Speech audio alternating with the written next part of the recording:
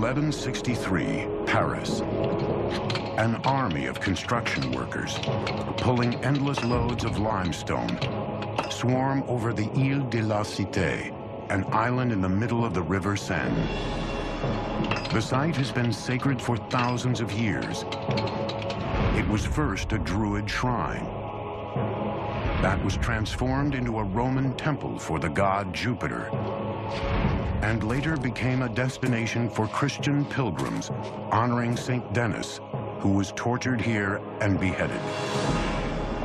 Now, the King of France has ordered a new grand cathedral that will be the envy of all of Europe. That king was Louis VII. The cathedral is Notre Dame, to this day among the most magnificent ever built. Allons enfants de le petit, le jour de gloire est arrivé. The day of glory has arrived. Hello, I'm Peter Weller. I learned the Marseillaise, perhaps the world's most passionate national anthem, about 15 years ago when I decided to take some time off and come here to the streets of Paris and retrace the steps of the French Revolution. But the immediate legacy of the French Revolution was by no means days of glory. It was a reign of reactionary terror that left France in political chaos with headless corpses and eventually brought on Napoleon. Democracy was to come later. But just as the foundations of democracy are bathed in blood, so are they also bathed in beauty.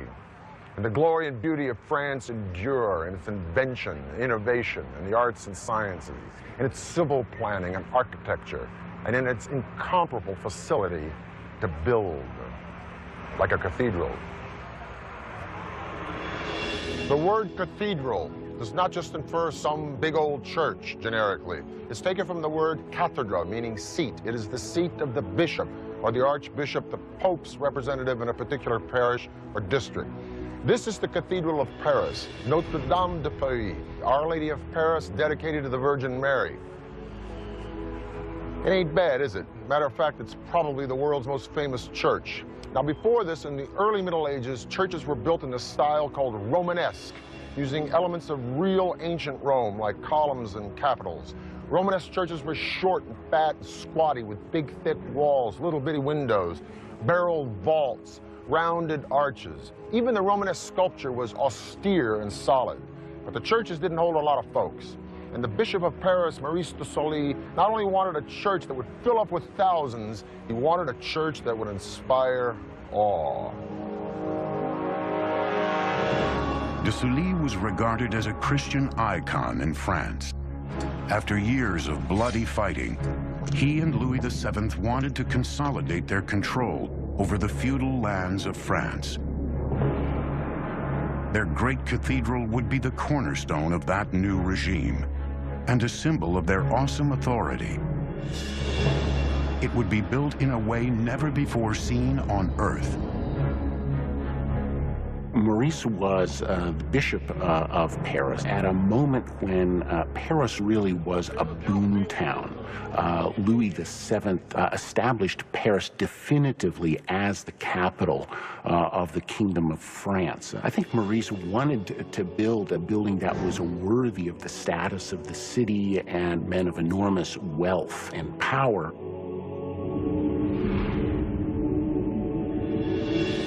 The 2 centuries, from the 1100s to the 1300s, that it took to build Notre Dame, from soup to nuts, is a period we call Gothic. But originally, Gothic was a disparaging term.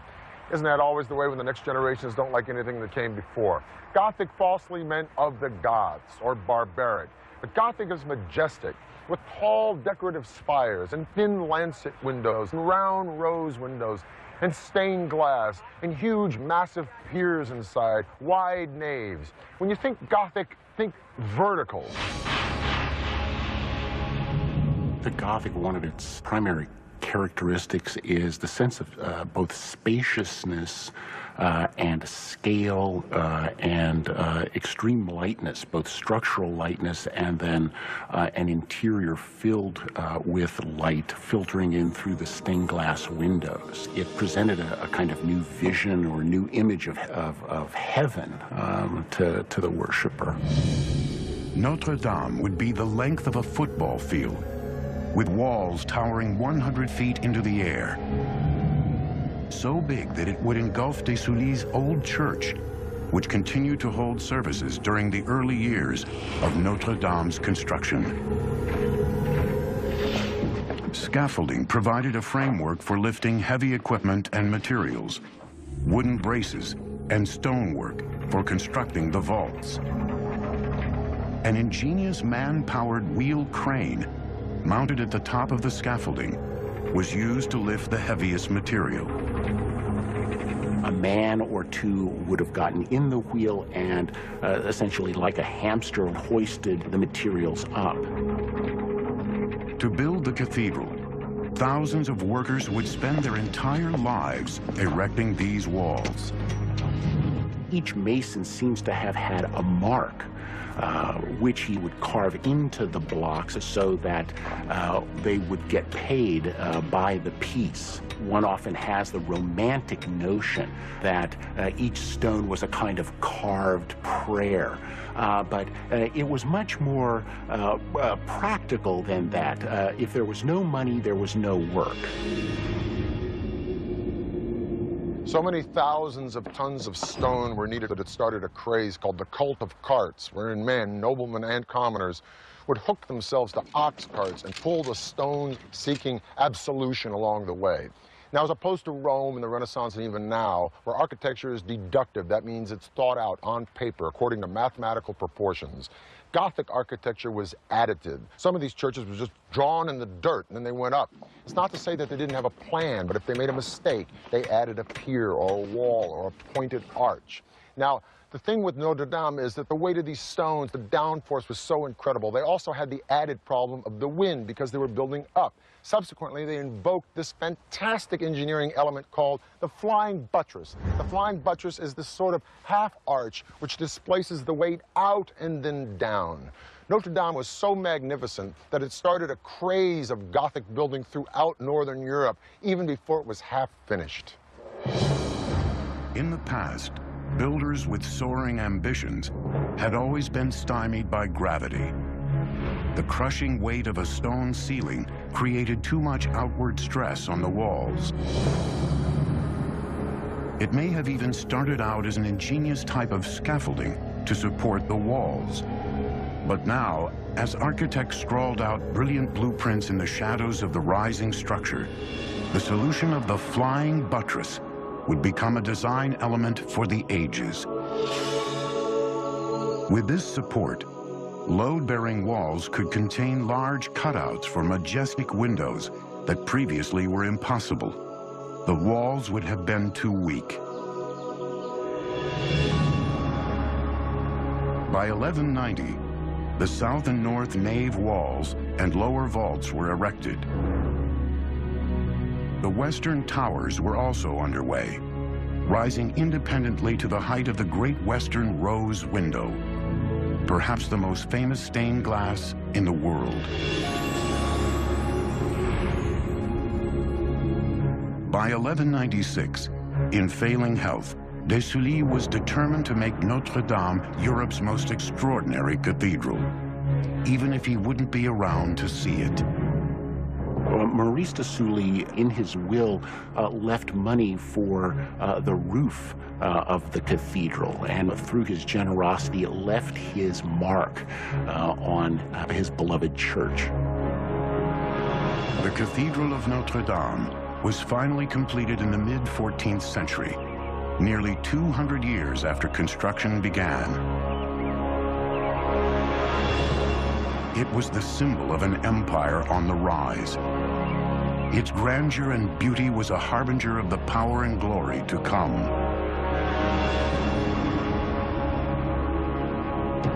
But first, the empire would be rocked to its foundations by a ruler who compared himself to a god, who encircled France in spectacular fortifications and constructed the largest palace the world has ever seen. The Neo-Gothic National Cathedral in Washington, D.C. has a piece of moon rock from Apollo 11 set into its southern stained glass window. 1648. France has a new ruling family, the House of Bourbon. The country has just emerged from centuries of bloody warfare and devastating bouts with the plague. The new king is just 9 years old. His name is Louis XIV. Louis begins his reign at a time when the nobles who had lost their bid for power won't let bygones be bygones. And with a young boy in control, they spy an opportunity. The nobles revolt, forcing young Louis and his family to flee into hiding. But the royal family regains control. And Louis vows he will never let anyone challenge his authority again. As the boy grew into a young man, his famous taste for the extravagant grew too, especially his massive construction projects. Unlike Notre Dame, a testament to God, Louis was determined to build a monument to himself. In a radical break with past kings, Louis takes absolute control by moving the seat of government out of Paris and setting it down in a small town 13 miles south called Versailles.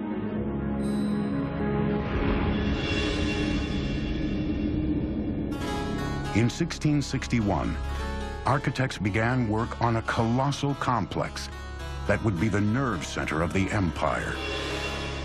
Louis XIV wanted spectacular achievements. He wanted spectacular engineering, spectacular architecture. Versailles itself is a statement that says a lot about the kind of image he wanted to project to the world. You know, he wanted to be #1 power. Versailles.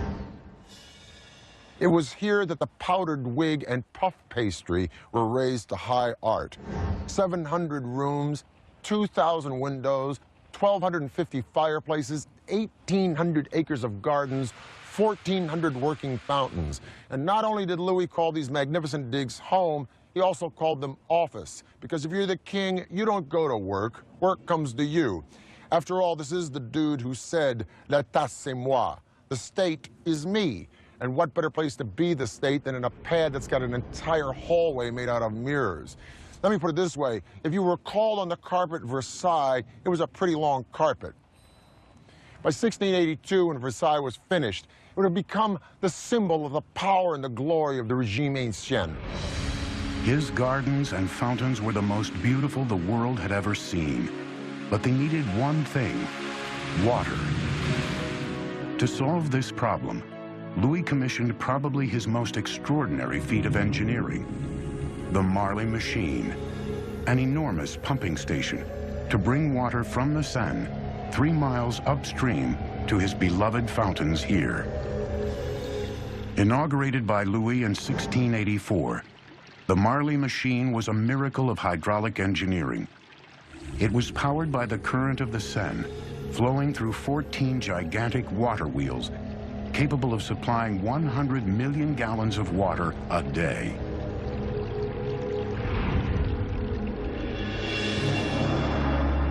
In his mind, Louis now transcended mere mortality. He identified himself with Apollo, the Greek god of the sun, and adopted a new name, the Sun King. While Louis XIV was securing absolute power at home, he set his sights on the rest of Europe.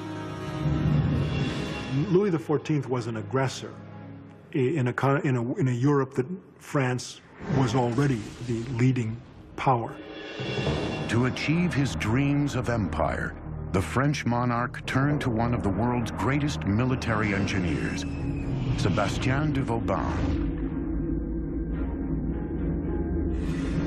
Vauban showed his brilliance in the battlefield with a revolutionary strategy of attack, the parallel trench method. It would save lives and change the way wars were fought for hundreds of years. 1673. Vauban would put his parallel method of attack to the ultimate test. Under gunfire, at the siege of the Dutch fortress at Maastricht. Vauban stationed Louis's troops along a first trench running parallel to the fort and 600 yards away, out of cannon range.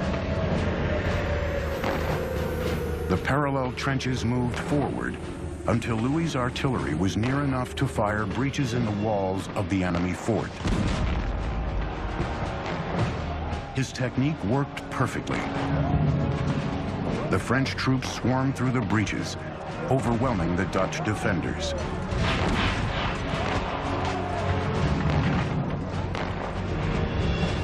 Vauban's new trench warfare led to victory after victory and allowed Louis to travel to the front lines, hazardous duty for earlier kings.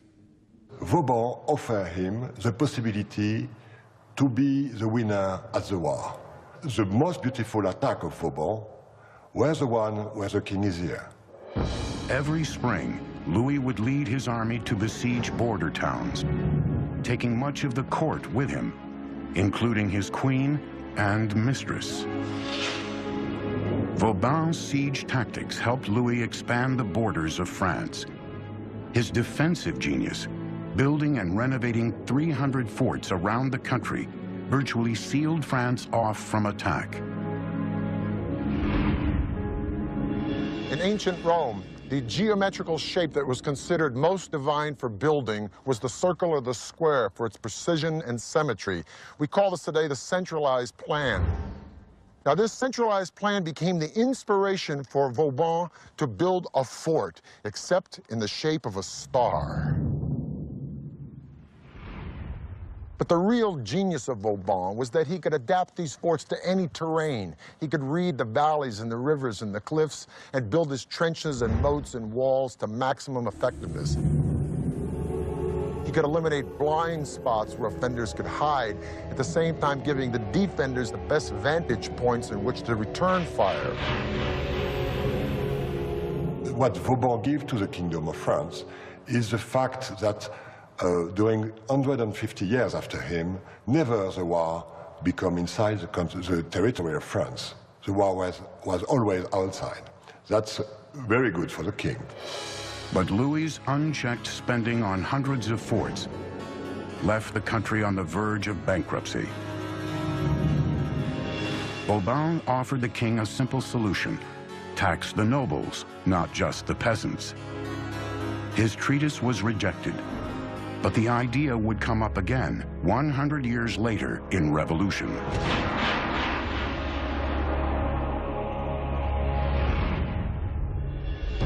But for now, Louis XIV was the most powerful monarch on earth.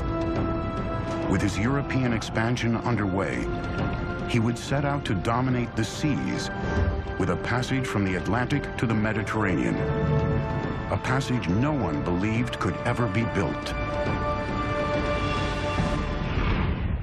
The First World War officially ended in 1919 when Germany signed the Treaty of Versailles in the Hall of Mirrors. Louis XIV tamed nature just like he did empires. He pulled these parks and gardens of Versailles right out of a marsh. He spared no expense in diverting the rivers around Versailles to fill up these 1,400 fountains. But while these fountains were being designed, there was a salt tax collector named Pierre-Paul Riquet who had water dreams of his own. He dreamed of connecting the Mediterranean Sea with the North Atlantic Ocean with a waterway that would cut all the way through France. The influence of France during the reign of Louis XIV was so profound that French became the spoken language amongst the educated of Europe, as well as the language of diplomacy amongst all the European monarchies.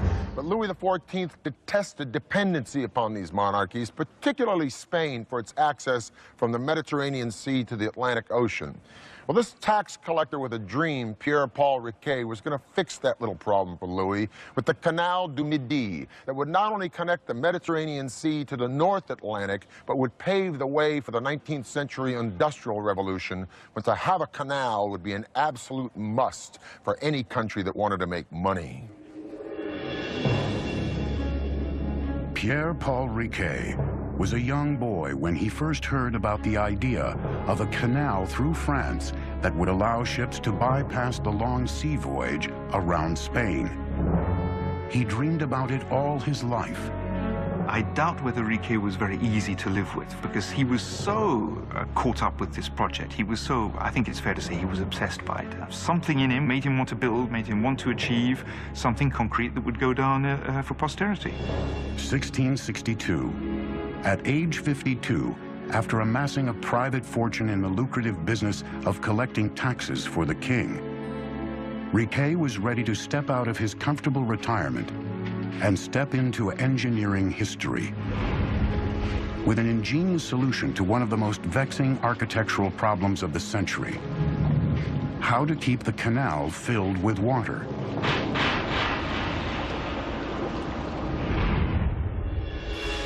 Riquet discovered a series of rivers that could be channeled to feed the canal at its highest point.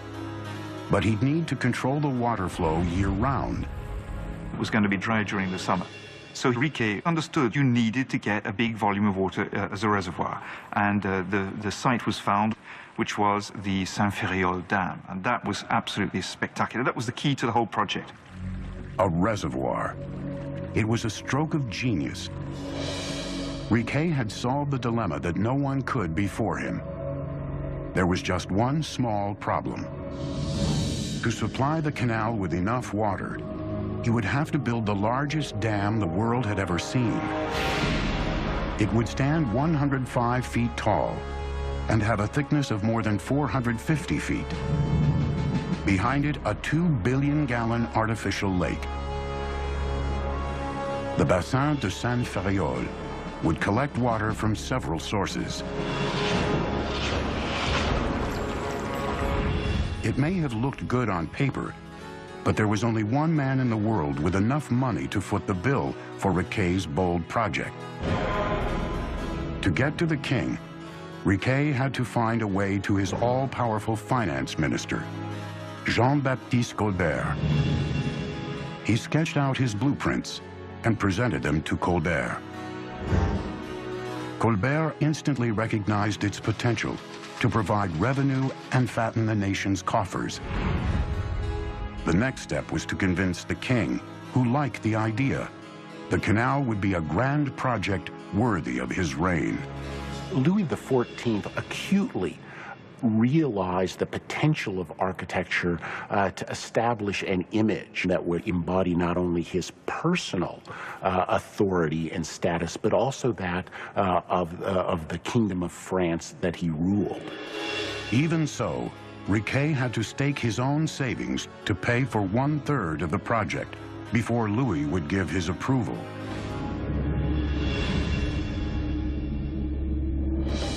In 1666, without any background in engineering, Riquet threw himself into the daring task of building his massive canal.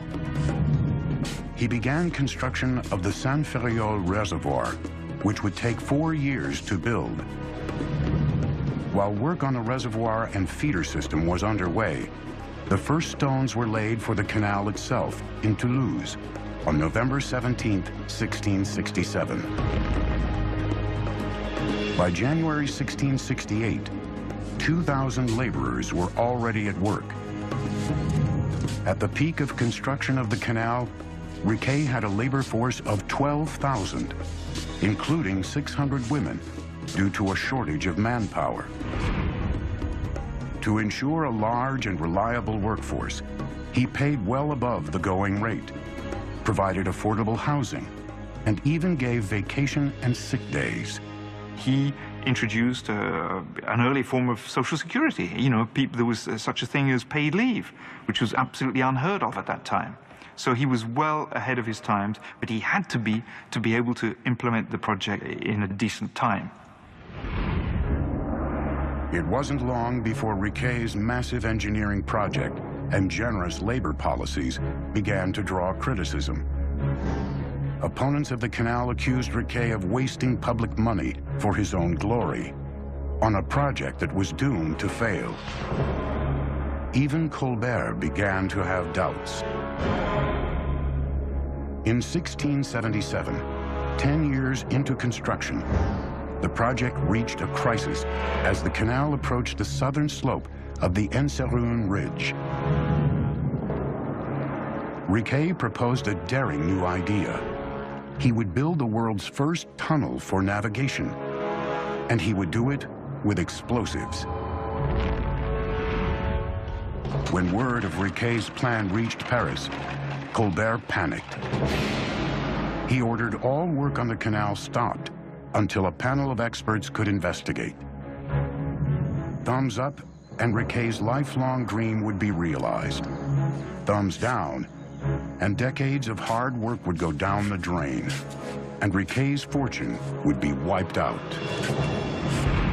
The guillotine was promoted by Dr. Guillotin, but built by Tobias Schmidt, a German harpsichord maker.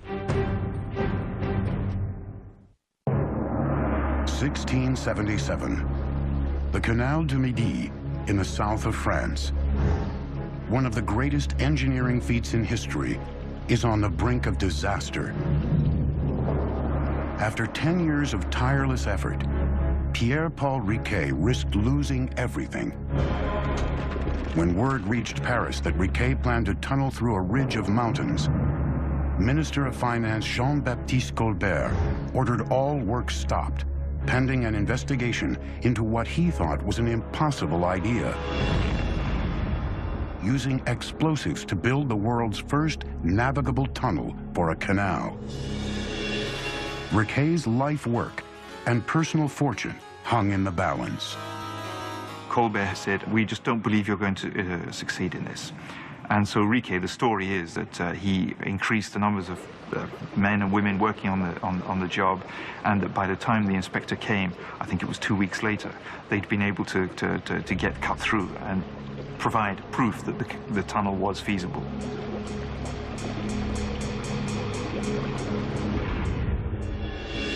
For 15 years, Riquet had faced every conceivable obstacle, natural and man-made, to build his beloved canal. But now at 76, he was exhausted. On October the 1st of 1680, Riquet, gravely ill, called his son to his bedside and asked, "Où est le canal?" Where is the canal? His son responded that it was only about 3 miles away from the sea. Riquet passed away. The canal was opened 8 months later, 8 months too late for his creator to see it. On May 15th, 1681, the Canal du Midi opened for business.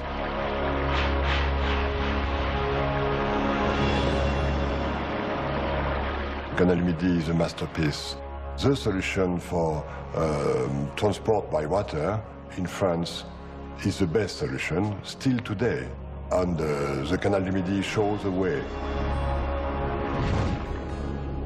The Canal du Midi was only one of dozens of projects Louis XIV built in his lust for power and glory. But by the end of his reign, his profligate spending brought France to the brink of ruin. His autocratic rule and huge debts would sow the seeds of revolt a century later. In 1789, the monarchy was deposed by the French Revolution. King Louis XVI and Marie Antoinette had their heads cut off in the Place du Roi.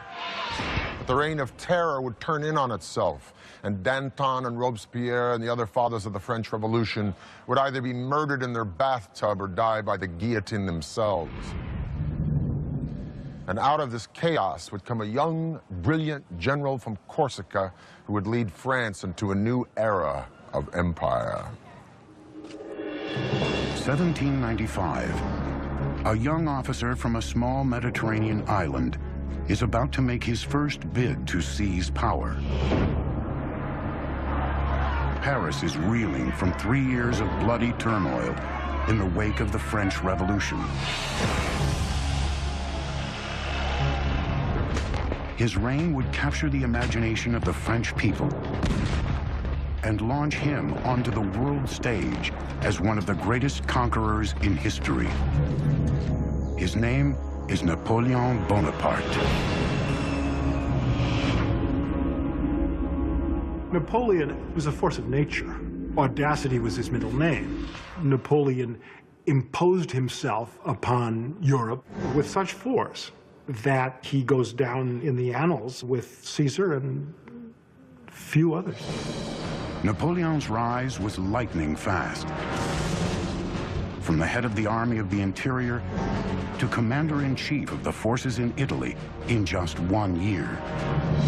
In 1796, Austria attacked French troops in Italy, and Napoleon took a disaffected and undernourished army and turned it into a veritable force. He beat Austria in battle after battle, eating up most of northern Italy, finally even bringing that serene Republic of Venice to its knees. When Napoleon returned to Paris, he was a star, and then he started to take over. But believe me, after 10 years of the blood and guts of the French Revolution, the people of Paris and France were ready to say, "Praise the Lord." In 1804, Napoleon was crowned Emperor at Notre Dame. This said, there's a preparatory drawing of Jacques-Louis David of the event where Napoleon's taking the crown from the Pope and crowning himself. He also turned to his brother and said, "If Daddy could only see us now." Now, with his astounding ego, it's interesting that Napoleon was averse to creating monuments to himself, but he created one, 70,000 tons of stone in the shape of an arch, modeled on the Arch of Titus in the Forum of Rome. It would be called the Arc de Triomphe.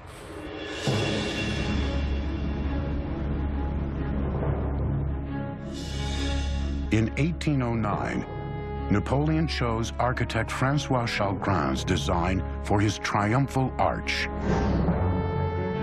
For a site, Napoleon decided on the end of the Avenue des Champs-Élysées, in the Place de l'Étoile. The structure would consist of a simple arch with a vaulted passageway, 98 feet high and 49 feet wide. In all, 164 feet high and 148 feet wide. The arch would be twice as big as its inspiration in Rome. At the base of the arch's pillars are 4 huge relief sculptures commemorating the Revolutionary and Napoleonic Wars. The view of that grand arch, standing majestically like a crown atop the most celebrated street in Paris, had power and glory written all over it. Napoleon was a self-made man, and that's in many ways what much of the revolution stood for, was that kind of brash individualism which took people's breath away. By 1812, Napoleon had conquered most of Europe, but then the boy bit off more than he could chew. He invaded Russia. The rest, as we say, is history. Poor supply trains, harsh winters, the resiliency of the Russian people, Napoleon was defeated, forced to abdicate, and exiled to the island of Elba. But he escaped and enjoyed a short reprise to power we call the 100 Days, before he was defeated at Waterloo and exiled again, this time to St. Helena, and for good.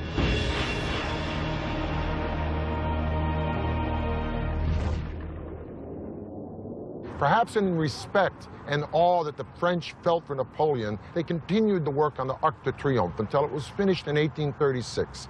And the Arc de Triomphe would stand as the emblem of France until a wiry, bizarre skeleton of a building made out of iron would change the idea of an urban skyline forever. The Arc de Triomphe would tower over Paris for another 50 years before succumbing to a spire that would seize the imagination of the world. In 1889, Paris would build itself one of the most memorable and daring monuments on Earth, the Eiffel Tower. Napoleon was not short. At 5 feet 6½ inches, he was even slightly taller than the average Frenchman of the 19th century. In the years after Napoleon's defeat, France survived 3 bloody revolutions in its turbulent move away from kings and emperors toward democracy. The 1880s marked the zenith of the French Empire, a colonial superpower covering 1/3 of Africa, Indochina, and a wide swath of the Caribbean. The International Exhibition of Paris of 1889 was designed to celebrate the centennial of the Revolution and establish a new era of power and glory for France. The French government chose a grand centerpiece for the expo, an epic 1,000-foot tower, a bold symbol of optimism and self-confidence. The Minister of Commerce, Edouard Lacroix, saw it as a symbol of progress, where he said humanity gravitates endlessly upward. A design competition considered 100 proposals, including one from the engineering firm of Gustave Eiffel.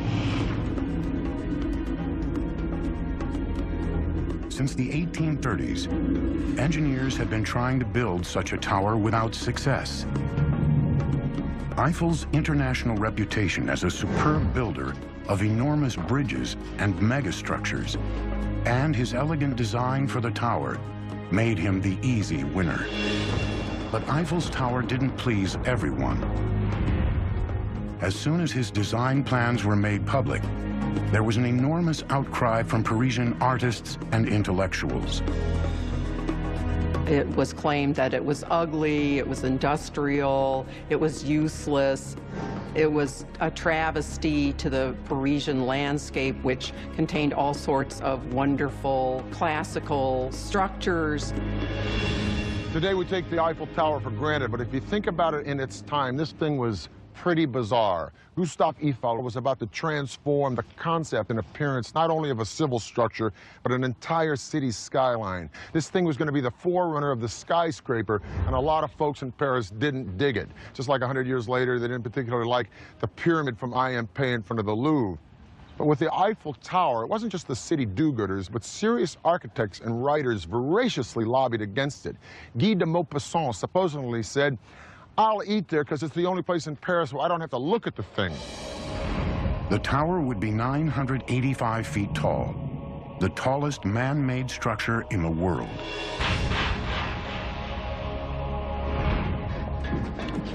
In January 1887, Eiffel broke ground at the Champ de Mars on the left bank of the Seine and hit his first problem.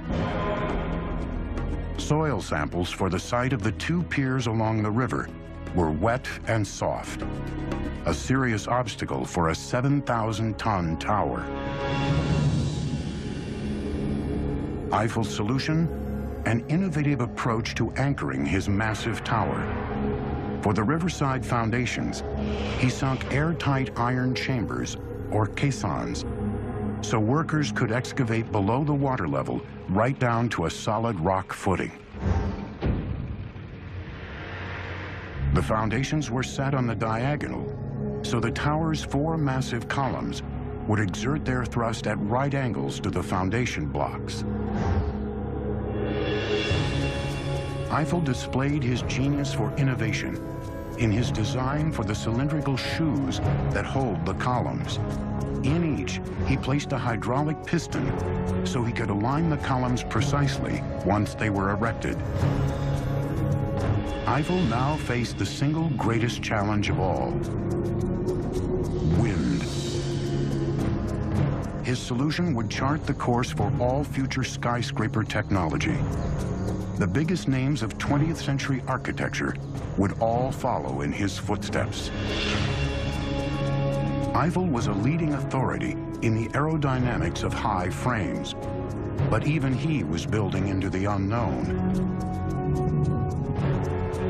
Eiffel utilized a series of lattice-trussed piers, precisely calculated with incurving edges to mitigate the effects of wind.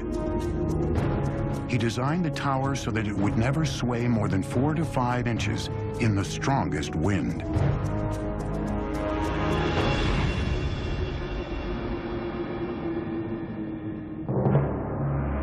On July 1st, 1887, the tower began to rise.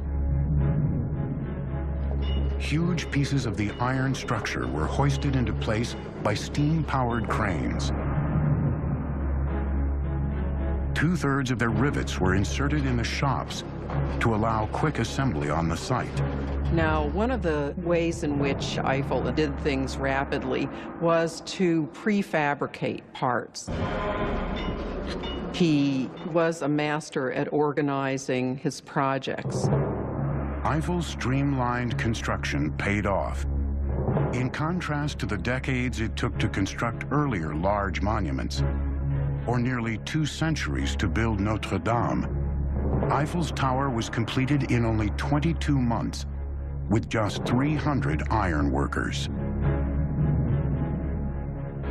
When it was completed in 1889, Gustave Eiffel's masterpiece replaced the Great Pyramid of Giza in Egypt as the tallest structure in the world, a record it retained until 1930, when it was surpassed by New York City's Chrysler Building.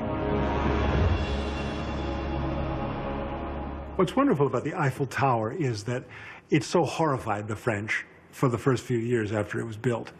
It reflected French technological modernity, architectural audacity that did not lay well with some of the traditional elites. And today, it's now regarded as simply beautiful. On June the 21st, 1889, the Eiffel Tower was open to the world. Gustave Eiffel conducted personally guided tours for many celebrities and royals, including Buffalo Bill, the Shah of Persia, the King of Siam, the Prince of Wales, even Thomas Edison.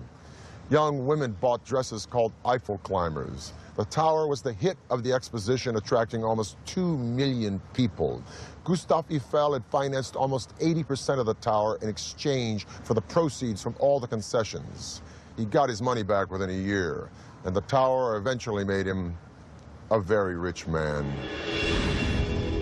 The Eiffel Tower symbolized an ideal Republican society. That is, the towers made up of many small pieces that interconnect and mutually support each other, all people from all walks of life mutually supporting each other in a democratic government, holding up the republic and moving it forward.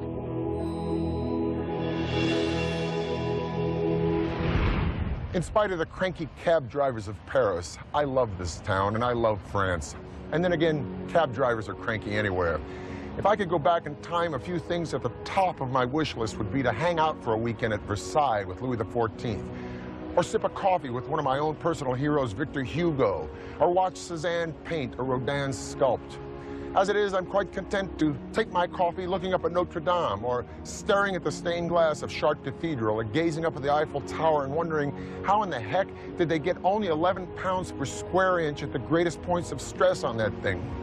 The grace and the style and the sophistication of the French have persisted from Charlemagne right into the 21st century. How do they do it? Well, some say it's arrogance. Personally, I think it's confidence. Vive la France. For the History Channel, I'm Peter Weller.